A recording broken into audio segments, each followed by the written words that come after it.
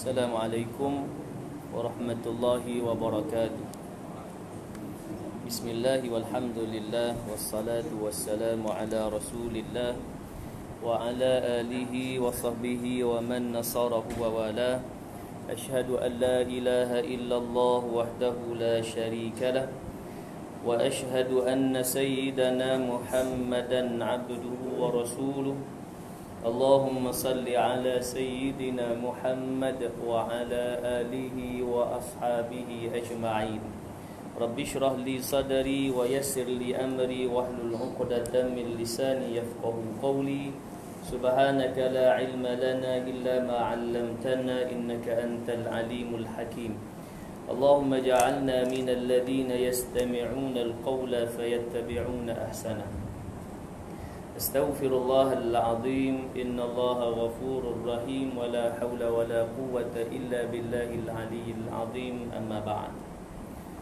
Muslimin muslimat, hadirin hadirat yang dirahmati Allah, sama-sama kita memanjatkan kesyukuran kepada Allah Subhanahu wa taala dengan limpah kurnia, izin, inayah, hidayah dan taufik darinya, dan masih lagi diberikan nikmat kehidupan, kesihatan serta masa yang memungkinkan kita hadir ke surau. Dan insya-Allah kita akan menyambung kembali kuliah tafsir dengan menggunakan kitab tafsir Nurul Ihsan, penggal pertama atau jilid yang pertama. Untuk berkati pertemuan kita pada malam ini, marilah sama-sama kita membuka majlis ilmu kita dengan bacaan Ummul Kitab Al-Fatihah. أعوذ بالله من الشيطان الرجيم. بسم الله الرحمن الرحيم. الحمد لله رب العالمين. الرحمن الرحيم. مالك يوم الدين. إياك نعبد وإياك نستعين. اهدنا الصراط المستقيم. صراط الذين أنعمت عليهم غير المغضوب عليهم ولا الضالين.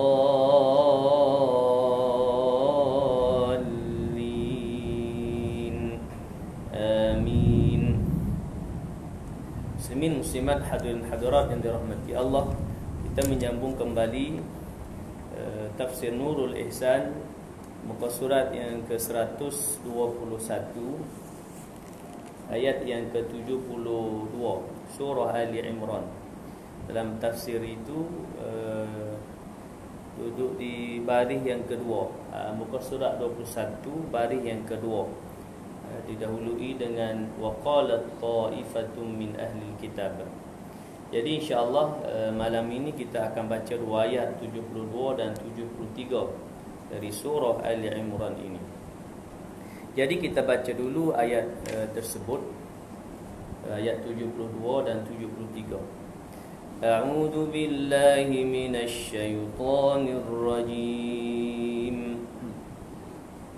Wa qalat ta'ifatun min ahlil kitabi aminu billadzi unzila 'alal ladzina amanu wajhan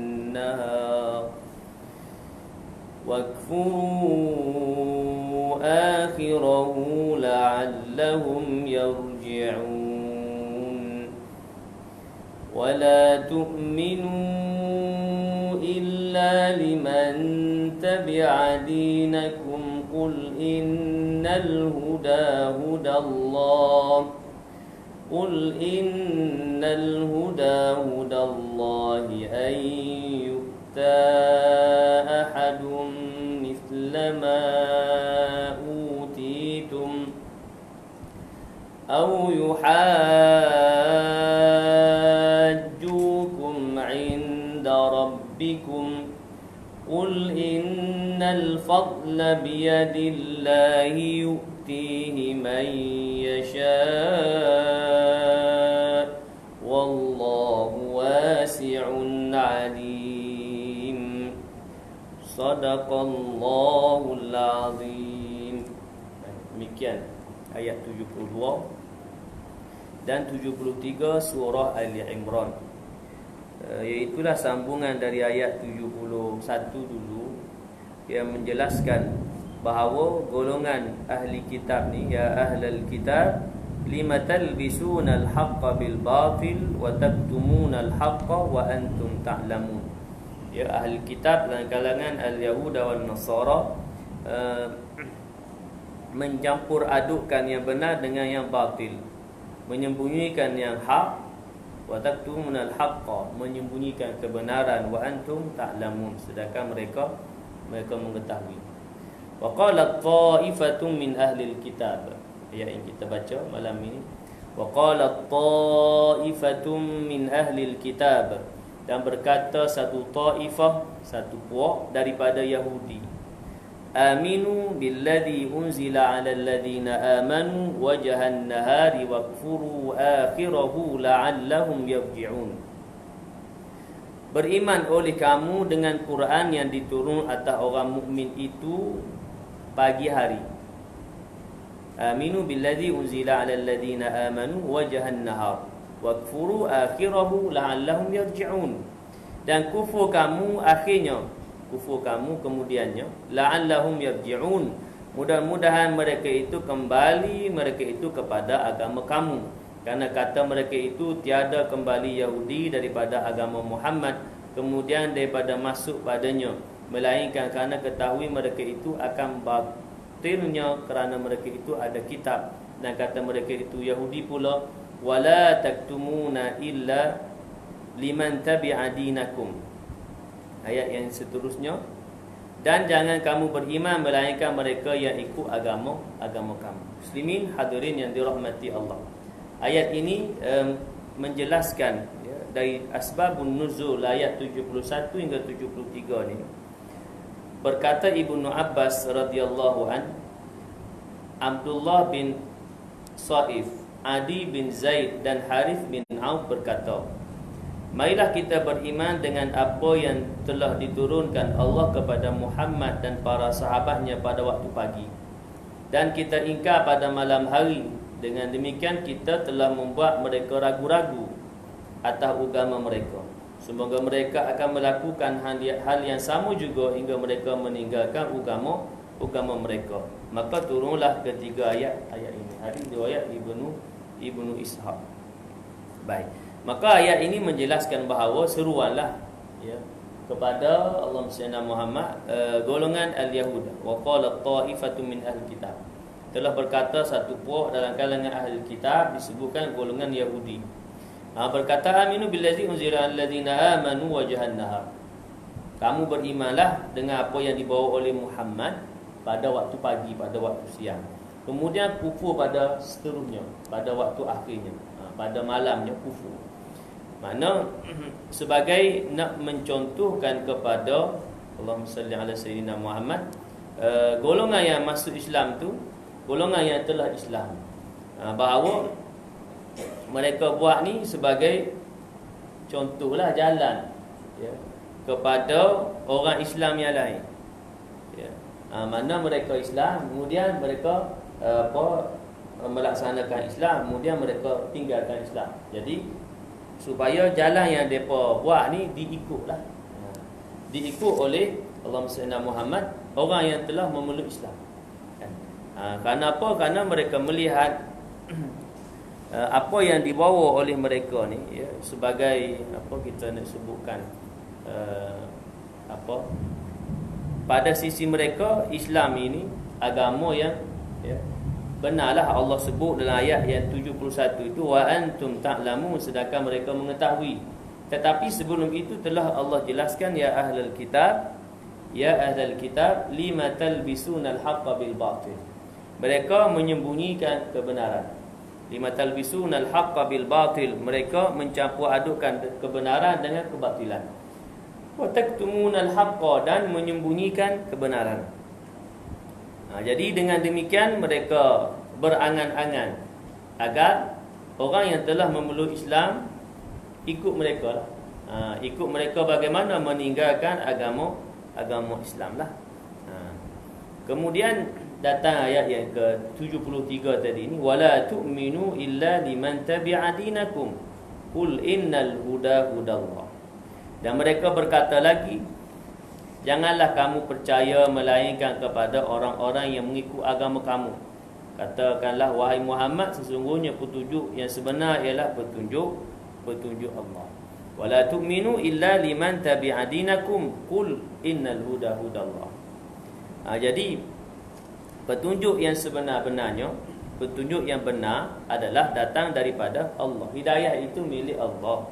Bagaimanapun jalan yang dilakukan oleh musuh Islam untuk menyesatkan umat Islam, kalau sekiranya Allah berkehendak untuk memberikan hidayah kepada orang itu, maka dia tidak akan meninggalkan Islam. Ya, kerana hidayah itu milik Allah. فَمَنْ يُرِدِ اللَّهُ أَنْ يَهْدِيَهُ يَشْرَحْ صَدْرَهُ لِلْإِسْلَامِ وَمَنْ يُرِدْ أَنْ يُضِلَّهُ يَجْعَلْ صَدْرَهُ ضَيِّقًا حَرَجًا كَأَنَّمَا يَصَّعَّدُ فِي السَّمَاءِ. Barang siapa yang Allah berkehendak nak beri hidayah kepadanya, maka Allah akan buka pintu hatinya untuk menerima Islam. Yashrah sadrahu lil-Islam. Allah akan buka dadanya, mudah dia terima Islam. Wa man yurid an yudhillahu. Barang siapa yang Allah berkehendak nak menyesatkan dia, yaj'al sadrahu dayiqan harajan ka'annama yas'adu fis sama. Maka Allah akan menyempitkan dayiqan harajan, akan menyempitkan dada dia. Yaj'al sadrahu dayiqan, Allah menjadikan dadanya sempit. Ka'annama yas'adu fis sama, seolah dia mendaki naik ke langit. Susah. Sempit dada. Mendaki naik kan, mendaki bukit, mendaki gunung semua penat kan, sesak nafas. Maka demikian bagaimana Allah berkehendak, ya, maka sesuai dengan kehendak Allah Subhanahu wa taala. Jadi sebab itu Allah Subhanahu wa taala menjelaskan kepada Nabi sallallahu alaihi wasallam, qul, katakanlah, innal huda hudallah, bahawa hidayah itu hidayah Allah, agama Islam, dan yang lain dalalah. Hidayah yang nak beri hidayah itu adalah Allah kepada Islam, dan yang lain daripada tu nak bawa mari tu, nak sebut nak apa, kami nak bawa kamu kepada jalan yang lurus, kami nak bawa hangpa ke jalan yang betul kan? Tapi bukan dengan jalan yang disyariatkan oleh Allah, maka jalan itu dalalah. Siapa buat mari, oh ni awak mari, kami ni awak mari jalan yang baru kan? Dan macam-macam dah ajaran sesat yang apa, yang timbul, yang terbit ni kan. Dulu ni ayah peng, kemudian nabi orang Melayu kan? Macam-macam. Maka bila awak mari lagu tu dalalah lah. Kata awak mari, kata kami ni nak bawa daripada sesat kepada hidayah, nak bawa jalan hidayah ni, jalan yang betul dulu. Kau ikut sekarang ni dah betul. Bila apa yang dibawa ni jalan yang kata jalan baru, ya, jalan yang nak membawa kepada kebenaran yang bertentangan dengan syariat Islam, maka sesatlah. Ini sebut yang lain daripada jalan hidayah Allah ni yang telah ditetapkan oleh Allah melalui Al-Quran, maka selain daripada itu adalah dalalah, sesat. Awak marilah lagu mana pun yang keluar daripada syariat Islam, jalan yang telah dibawa oleh Nabi sallallahu alaihi wasallam. Dakwah yang dibawa oleh Nabi sallallahu alaihi wasallam, risalah dakwah itu datang daripada Nabi sallallahu alaihi wasallam yang membawa kepada jalan hidayah. Selain daripada itu jalan dalalah. Ayyuta ahadum misla ma utitum, bahawa didatang akan seorang seumpama barang yang didatang akan kamu daripada kitab dan hikmah dan fadilah. Yakni kata Yahudi, jangan kamu ikrar dengan bahawa seorang didatang yang demikian itu melainkan mereka yang ikut agama kamu. Au yuhajjukum inda rabbikum, atau berhujah mereka itu akan kamu pada sisi Tuhan kamu pada hari kiamat, kerana kamu terlebih hujah agama, terlebih hujah pada agama lah. Pasal ya, pada kita orang Islam, hujahlah agama ni jelas dah, qat'i dah, Quran. Tu dari sudut tafsir nulisan sebut, kerana kamu terlebih hujah agama. Jadi tak perlu berhujah dah tentang Allah Muhammad tentang hari kiamat ke. Pasal hujah tu jelas dah. Firman Allah Ta'ala, qul, katakanlah, innal fadla biyadillahi yu'tihi man yasha, bahwasanya pemberian itu dengan tangan Allah, dengan kekuasaan Allah, dengan yang diberikan oleh Allah Ta'ala, mendatang dia akan mereka yang dikehendaki. Maka di mana kata kamu tiada diberi seorang seumpama yang diberi akan kamu. Wallahu wasi'un alim, dan Allah Ta'ala itu Tuhan yang amat luas pemberiannya, lagi amat ketahui dengan mereka yang ahlinya, yang patut diberi. Baik. Muslimin, muslimat, hadirin hadirat yang dirahmati Allah. Maka ayat ini menjelaskan kepada kita bagaimana jalan Yahudi nak merosakkan orang Islam kan. Kalau hari ini dengan jalan yang lain pula kan. Yang ni sebagai jalan di awal Islam. Orang yang telah Islam tu, ya, awal Islam ni kita sedia maklumlah, boleh jadi dari sudut iman dia, dari sudut akidah dia, awal mula-mula masih lagi tidak kuat, melainkan yang benar-benar Allahumma salli ala Muhammad mengikuti apa yang dibawa oleh Nabi sallallahu alaihi wasallam. Ada beberapa golongan, ada puak yang benar-benar beriman, ada puak yang kita katakan beriman, tetapi setelah mana kewafatan Nabi sallallahu alaihi wasallam dia balik semula kan. Kerana di sinilah ya kita katakan begitu keadaan Allahumma salli ala Muhammad, manusia itu ya berjalan sepanjang zaman tu begitu.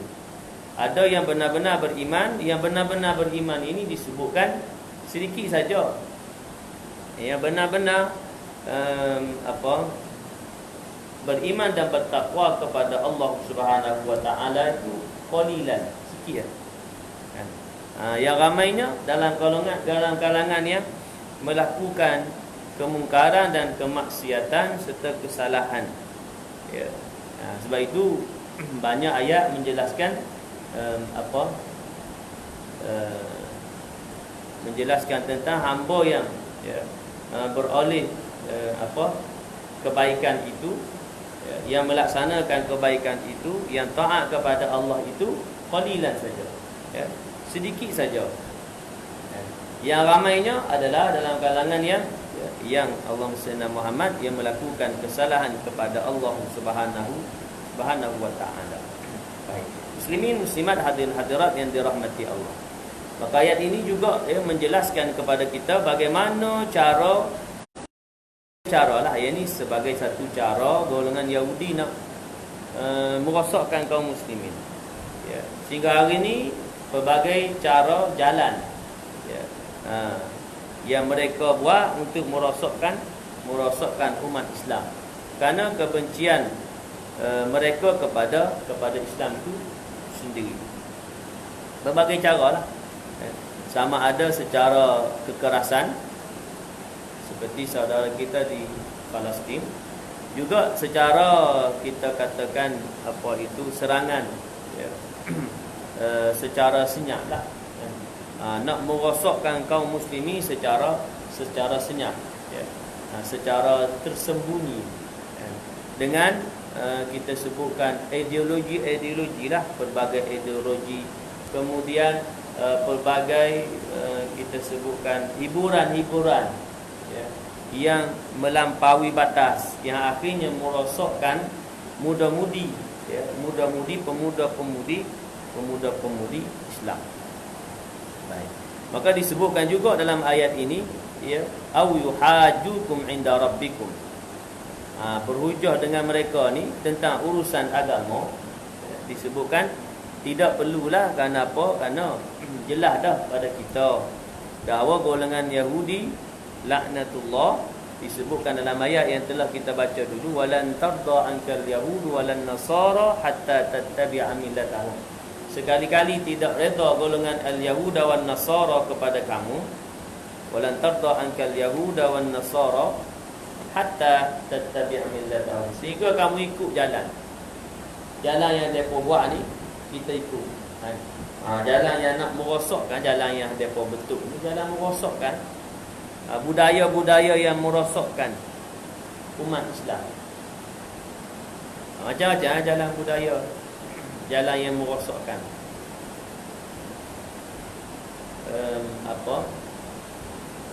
dari sudut transgender kan.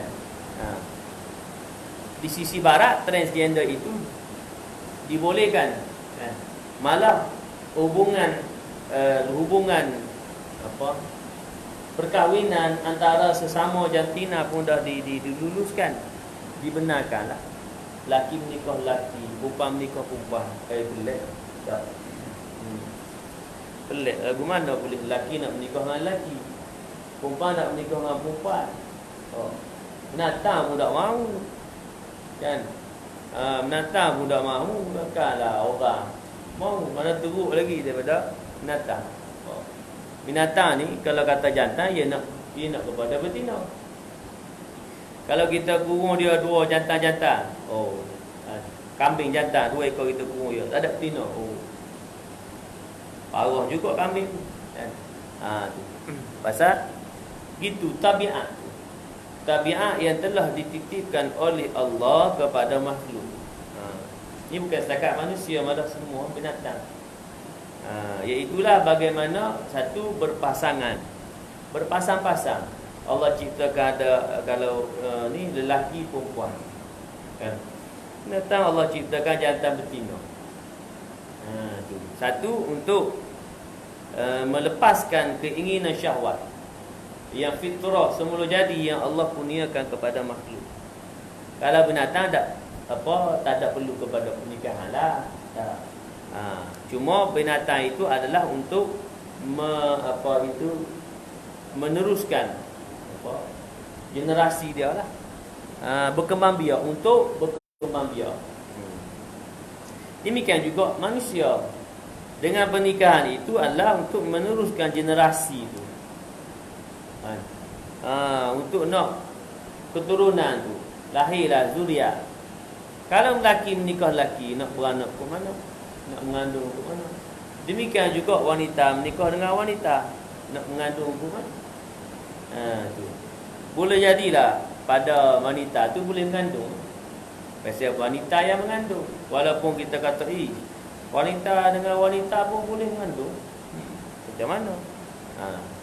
Dia boleh mengandung. Kalau kata barat tu kan dia bebas dah. Kan? Boleh jadi dia pasangan kahwin dua ni wanita-wanita. Mengandung seorang wanita ni. Umumnya ia ada hubungan dengan lelaki lain. Kan? Maka tidak mustahil satu kes yang berlaku dulu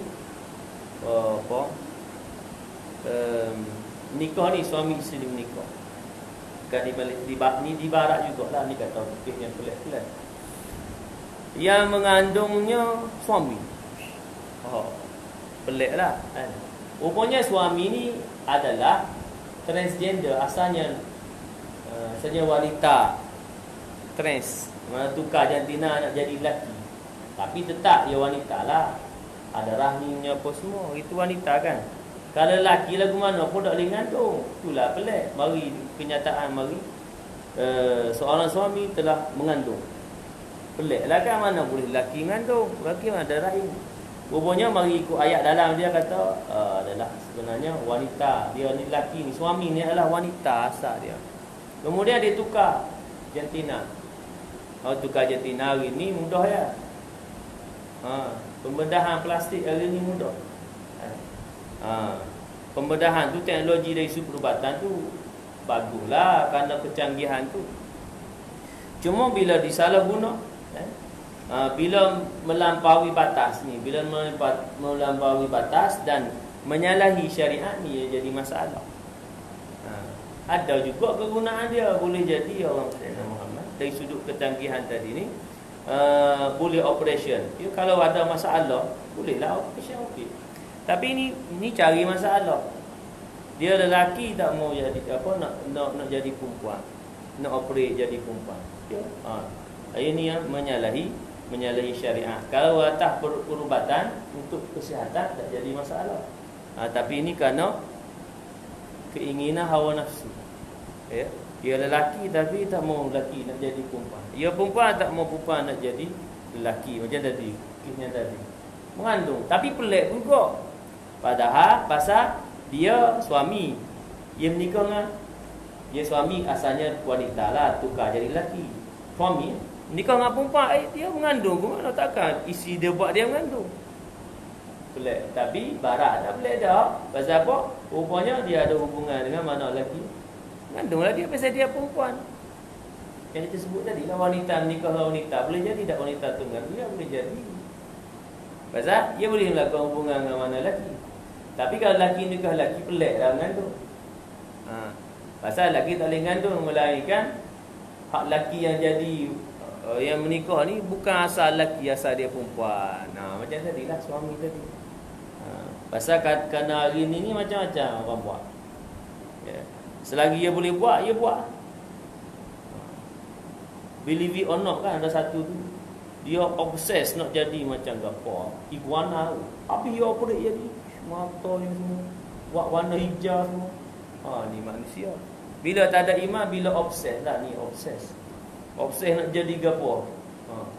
Iguana buat operate habis muka pun jadi pelik. Tapi kerana obses, boleh jadi yang masa tu dia rasa kepuasan. Bila ditemu buat, puas. Pasal dia nak jadi itu dapat. Dia dapatlah ke arah tu operate apa semua. Tunggu tengok 5-10 tahun lagi kan, menyesal. Demikian juga Allah SWT Muhammad yang transgender ni masa tu kenapa? Kerana ikut hawa nafsu. Tapi boleh jadi suatu hari nanti marilah menyesal. Tapi dah menyesal di saat akhir tak ada beri manfaat sangatlah. Kalau telah melakukan perubahan yang kita katakan ialah operate buang, nak buat ke mana lagi, dah buang dah kan. Menyesal dari sudut Allah SWT Muhammad, bertaubat itu adalah Allah SWT Muhammad dia dengan Allah kan. Kerana Allah Maha pengampun lagi Maha mengasihani. Bagaimanapun dosa hamba ni, hamba balik kepada Allah, mohon keampunan Allah. Kita tak boleh nak kita nak sebut nak cop lah ni pasal ni turut sangat ni, tak boleh dah. Tak boleh taubat dah, tak ada. Pasal pintu taubat selagi mana hidup masih terbuka. Baik itu kita tak boleh nak berlebih-lebihan dalam menghukum tu. Benarlah kita benci dengan sikap dia, benci dengan Allah SWT Muhammad, kita katakan yalah keadaan diri dia kan. Asal lelaki kemudian dia nak jadi perempuan, dia ubah operate apa semua kan. Yalah orang yang kita tak sebutlah kan. Kita bencilah. Memang kita benci kepada sikap dia, akhlak dia, apa yang dia buat pada masa tika dan saat ni. Boleh jadi tak satu hari nanti dia insaf bertaubat. Dia boleh jadi. Jadi sebab itu bila kita benci tu, kita benci kepada sikap akhlak dia. Apa tu kita kata perangai dia masa tu. Benci kepada perangai. Bukan dengan benci kepada perangai itu kita benci kepada orang-orang sekali. Kan? Ini dari sudut pendidikan tarbiyatul aulad umpamanya. Benarlah ada perkara yang kita tersuka kepada anak kan? Kadang anak ni gitu sikap dia kan? Maka kita tidak boleh dengan sikap dia tu kita benci, tak suka dengan sikap dia. Dengan dia sekali kita tak suka, tak boleh. Pasal bila demikian kita akan menjauhkan diri kita dengan dia, ataupun gap dia ada dia punya jauh. Sepatutnya kita letak pada apa? Akhlak, sikap, sifat dia. Kita benci kepada sifat, tetapi orangnya kita sayang. Tapi sebab itu saya beri contoh anak. Kadang-kadang anak ni kita sayang lagu mana pun, sikap dia tu kita ada rasa sayang, kita akan usaha nak kita kata nak nasihat, nak tarbiyah. Demikian juga orang. Maka bila ada kita sebutkan pendirian kita dalam keadaan demikian, maka kita tidak berlebih dalam menghukum. Karena benarlah pada masa ni kita berasa kita baik, ya boleh jadi kan. Kita ada lelaki asal, kemudian memang kita pun lelaki, kita pun katalah orang yang lelaki kemudian nak jadi perempuan apa kan. Maka dengan kita menghukum tadi ni, boleh jadi orang yang kita benci dengan kemudian kita hukum dengan orang-orang tu sekali, Satu tiga dan saat nanti dia insaf dan bertaubat, dan Allah terima taubat dia. Kan? Karena Allah Maha penerima taubat, Maha pengasih, penyayang, Maha pengampun. Ya, hingga disebutkan walau ubali, Allah tidak peduli walau dosa hamba ni sepenuh bumi sekalipun. Bila mana hamba kembali kepada Allah, mohon keampunan Allah, benar-benar insaf, bertaubat, ini hubungan dia dengan Allah. Dan berbeza-bezalah manusia dengan manusia. Fitnah, mupak, hina, caci maki, itu manusia-manusia dia kena beres sama manusia. Tetapi dengan Allah, ya, walau ubali Allah sebut, banyak mana pun dosa, bila mana hamba balik kepada Allah, bertaubat, insaf, ya, maka Allah ampun dosa dia. Itu hubungan manusia dengan Allah. Tetapi hubungan manusia dengan manusia dia tak putus, dia tak lepas. Sehinggalah diselesaikan dengan sama manusia semualah. Ya, apalagi hutang piutang lah namalah kan. Pasal hubungan manusia dengan manusia dah selesai di situ. Baik, disebut dalam kitab Allahumma salli Muhammad, tafsir Fizul Quran, ini adalah satu taktik yang jahat dan licik. Kerana perbuatan mereka mengumumkan keislaman mereka, kemudian kembali murtad, itu berkesan yang meragukan kepada setengah-setengah orang Islam yang berjiwa lemah dan berakal fikiran yang cetek. Itu yang sebut tadi.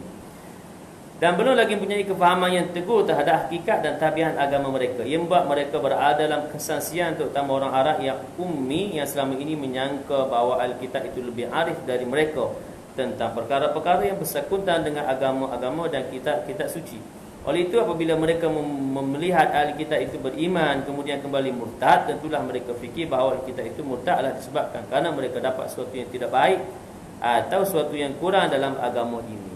Ini kita katakan taktik kotor golongan Yahudi pada awal Islam. Jalan kotor lah, mana masuk Islam kemudian tak lama keluar. Jadi pada orang Islam yang masih lagi berjiwa lemah, disebutkan berfikiran, berakal fikiran yang cetek, maka dia fikir, oi, depa ni masuk Islam kemudian keluar, oi, depa nampak ni tak betul pada agama Islam, contoh gitulah. Maka ada yang ikut kembali murtad. Itu di awal lah, ya. Kemudian itu jalan cara taktik pada awal-awal Islam, orang yang baru-baru masuk Islam. Tapi kalau kata hari ni, sehingga hari ni ada taktik-taktik, taktik-taktik nak merosakkan umat Islam. Dan bagaimana umat Islam rosak tu, ya, dengan jalan dan taktik yang dilakukan oleh mereka ni, ya, budaya-budaya yang merosakkan. Kemudian hiburan-hiburan yang melampaui batas. Anak-anak kita banyak tu ingat lagu-lagu, budaya-budaya yang merosakkan berbanding dengan ingat Quran. Dia ingat Quran payah lagi daripada ingat lagu. Ingat lagu mudah. Itu kata apa itu hiburan tu. Kerana datangnya godaan dan apa itu bisikan daripada syaitan ni. Bisikan syaitan ni kita sebut tadi. Hak patut kena ingat, tak mau. Ayat Quran hak patut kena ingat, ayat-ayat lazim. Apa-apa hak ni tak ingat, tak boleh apa. Tapi yang lagu mudah pula. Mainan syaitan. Muslimin muslimat hadirin hadirat yang dirahmati Allah. Demikian ayat yang ke-72 hingga 73 dari surah Ali Imran yang menjelaskan tentang jalan ataupun taktik jahat yang dilakukan oleh golongan Yahudi kepada Islam, khususnya di awal Islam, sehingga disebutkan dalam asbabun nuzul, ya, bahawa taktik kotor mereka ini adalah bertujuan untuk orang Islam yang masih lagi lemah, ya, masih bau-bau dalam Islam, supaya ikut jalan yang mereka buat, taktik yang mereka buat. Maka taktik-taktik yang dilakukan ini, think tank ni, pemikir dalam kumpulan mereka ni, sehingga hari ni ada jalan-jalan, ya, nak merosakkan Islam, nak menjauhkan Islam daripada syariat, daripada Al-Quran, menjauhkan kaum muslimin, punya pemuda-pemudi daripada baca Quran, mengambil kepahaman daripada Quran. banyak kepada lain yang lalai. Ya, muslimin hadirin yang dirahmati Allah. Dan mudahan apa yang kita bicarakan tentang taktik golongan Yahudi ni, kenapa? Kerana mereka ni benci kepada Islam, bermusuh. Kita sebut ayat tadi, walan tarda ankal yahud walan nasara hatta tattabi'a millatahum. Perseteruan ila yaumil qiyamah. Permusuhan sehingga kiamat. Selagi kita tidak ikut jalan mereka, jalan yang dibuat oleh mereka ni jalan nak merosakkan Islam, jalan nak meninggalkan syariat. Jalan yang dipelopor oleh mereka ni jalan untuk merosakkan kaum muslimin. Baik. Jadi mudah-mudahan apa yang kita bicarakan dapat memberikan kepahaman kepada kita, dan Allah SWT Muhammad memberikan keinsafan kepada kita. Mudah-mudahan kita tergolong dalam golongan hamba Allah yang benar-benar beriman kepada ayat-ayat Allah Subhanahu wa taala, mengambil kepahaman umpamanya pada kalimah qul innal huda hudallah. Sungguhnya jalan hidayah itu adalah jalan yang dibawa oleh ataupun yang ditentukan oleh Allah Subhanahu wa taala, jalan yang lurus. Jalan yang disyariatkan oleh Allah Subhanahu wa taala itu saja. Selain daripada itu adalah membawa kepada kerosakan dan kesesatan. Jadi sekadar itu mudah-mudahan beroleh manfaat dan ganjaran di sisi Allah Subhanahu wa taala. A'udzu billahi minasyaitonir rajim. Bismillahirrahmanirrahim. Alhamdulillahi rabbil alamin. Wassalatu wassalamu ala asyrafil anbiya'i wal mursalin wa ala alihi wa sahbihi ajma'in. اللهم ارحمنا بالقرآن واجعله لنا إماما ونورا وهدى ورحمة. اللهم ذكرنا منه ما نسينا وعلمنا منه ما جهلنا وارزقنا تلاوته آناء الليل وأطراف النهار واجعله لنا حجة يا رب العالمين. اللهم اجعل القرآن لنا في الدنيا قرينا، في القبر مونسا، وفي القيامة شفيعا، وعلى الصراط نورا، وإلى الجنة رفيقا، ومن النار سترا وحجابا، وإلى الخيرات كلها دليلا وإماما. اللهم زينا بزينة القرآن وأكرمنا بكرامة القرآن وشرفنا بشرافة القرآن وألبسنا بخلعة القرآن.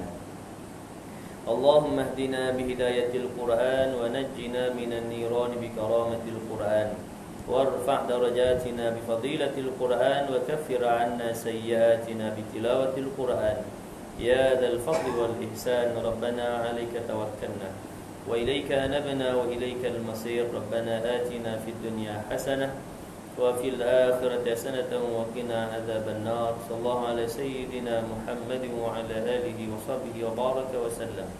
سبحان ربك رب العزة عما يصفون وسلام على المرسلين والحمد لله رب العالمين. سبحانك اللهم بحمدك أشهد أن لا إله إلا أنت أستغفرك وأتوب إليك. بسم الله الرحمن الرحيم. والعصر إن الإنسان لفي خسر إلا الذين آمنوا وعملوا الصالحات وتواصوا بالحق وتواصوا بالصبر. وبالله التوفيق والهداية. السلام عليكم ورحمة الله وبركاته.